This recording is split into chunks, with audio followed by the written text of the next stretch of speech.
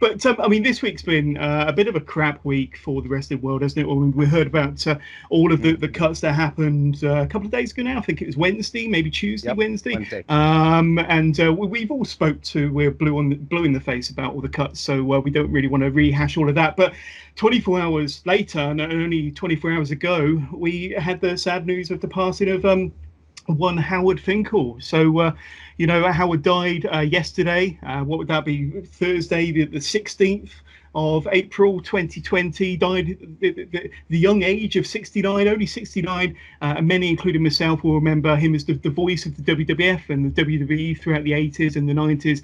Now, in my opinion, the Fink was and always will be the best, the greatest ring announcer in the history of pro wrestling. I think that anybody out there would be, hard pressed to disagree with me there. And I don't think, that there's any kind of disputing about it, to be honest with you. Now, I remember fondly the first time I saw the Fink when I first got into wrestling around about 1991, and I saw him kind of with my own two eyes at Wembley Stadium, SummerSlam 92. I was there and he was there doing the ring announcing that day. Now, he looked like an ant to me because I was way up in the gods at Wembley Stadium, but I still had the pleasure of seeing him. I think that was the only time I've actually seen him announce, because every time the WWE or WWF back then would tour, I think their second or their third ring announcer would come over to the UK. But you've got all these iconic images of him standing in Madison Square Gardens, MSG the center of the ring, and the microphones that would come down Warren. And, he worked for the company from 1975. He became one of their lead ring announcers from 1979,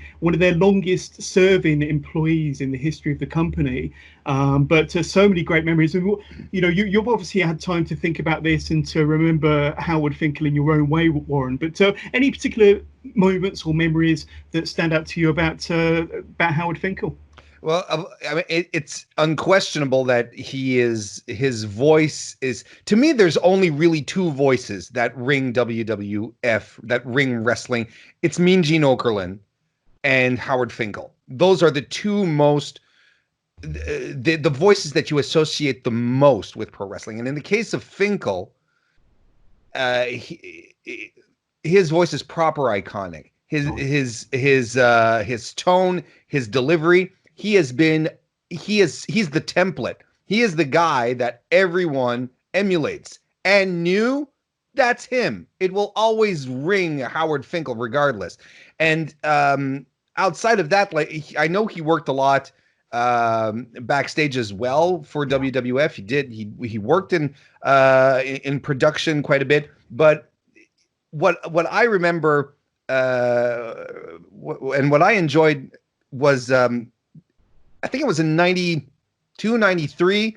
Jerry Lawler's USWA wasn't doing too hot, and they sort of they being the USWA and WWF, came into a working agreement where the WWF was going to invade Memphis, right? And the WWE guys were all going in as heels because there was these big guys, these city slickers from New York City coming down into Memphis. And Howard Finkel was involved in a feud with uptown Bruno, excuse me, or was it downtown Bruno? Downtown. I think it's downtown Bruno. Yeah. Which WWF fans perhaps know him better as Harvey Whippleman. Correct. And he was in a feud. He had cut a memorable promo on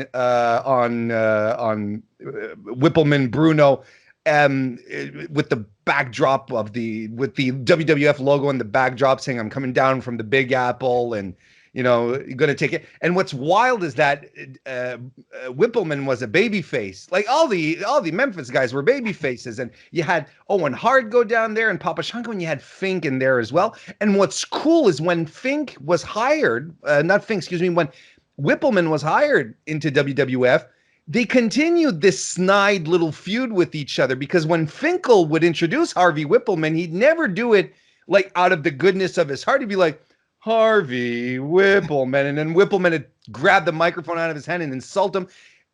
And even if you never knew about the USWA feud, you were just like, okay, these two guys just clearly don't like each other. But if you knew about the feud, you're like, okay, this is great. This is just long-term stuff. They don't like each other in kayfabe, and it was fantastic. So that's he's a guy who wasn't afraid of anything, wasn't afraid to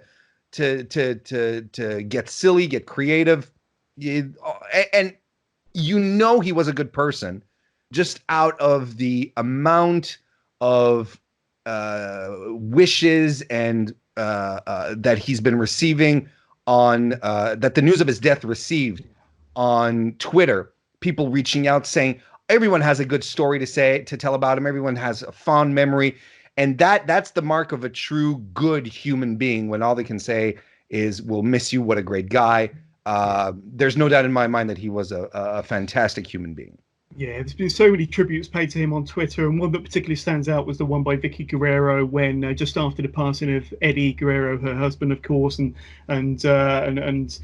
Howard rode with Eddie's body, the coffin, in the plane, and he said to Vicky that I didn't want Eddie to ride alone on that final plane ride home. So that's another kind of heartbreaking kind of memory, but just proved what a fantastic, generous and kind-hearted, genuine person Howard Finkel was. But I mean, some memories that stand out to me. I mean, I've recently rewatched some old WrestleManias to do reviews on the podcast, and WrestleMania 9 he was Fink as Maximus, that world's largest toga party. That was always fun. And then the following year, WrestleMania 10, I think they had Cy Sperling there, the Hair Club for Men owner, and Howard was donning a lovely toupee, and I think it might have been that event when he got into a bit of a brawl on the campus with Bruno there, Harvey, I think, or it was close to around that time. But some amazing memories, and he will be very, very sadly missed. But yes, Howard Finkel.